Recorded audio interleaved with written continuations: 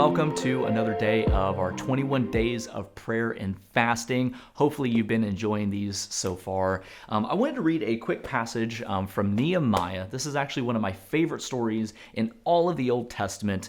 Basically, a little context to Nehemiah and what sets up his story is about 70 years before him, the nation of Israel settles in a city called Jerusalem, which you're probably familiar with, and Jerusalem is invaded by this foreign nation called Babylon, and they totally destroy the city of Jerusalem and leave it in ruins. And the nation of Israel is exiled to the city of Babylon, and this is what we record in the Old Testament as the Babylonian exile, and that lasts for about 70 years or so. And this is the moment when King Cyrus of Babylon is sending a decree for the nation of Israel to go back to Jerusalem to finally rebuild its walls. And so Nehemiah is getting a report of the condition of the state of the city of Jerusalem. And in verse 4 of chapter 1, it says, "When I heard these words," this is Nehemiah, "I sat down and wept.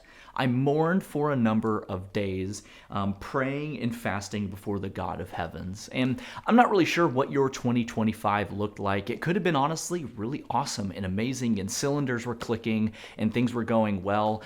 Or it might have been honestly kind of a difficult year. I know, at least for myself personally, 2025 could have been a lot better of a year. Lots of struggle and hardships and difficulties that I faced myself. And maybe you feel kind of in that same boat. But it's fascinating watching the life of Nehemiah, that he's faced with ruins, with difficulty, and what he does is he weeps and he mourns for a number of days, but he prays and he fasts. And my challenge to you, it's a real challenge, is that as we've been in 21 days of prayer and fasting, that maybe you haven't actually taken up on the fasting part, my challenge to you is to fast, to see what would happen when you would fast and seek God.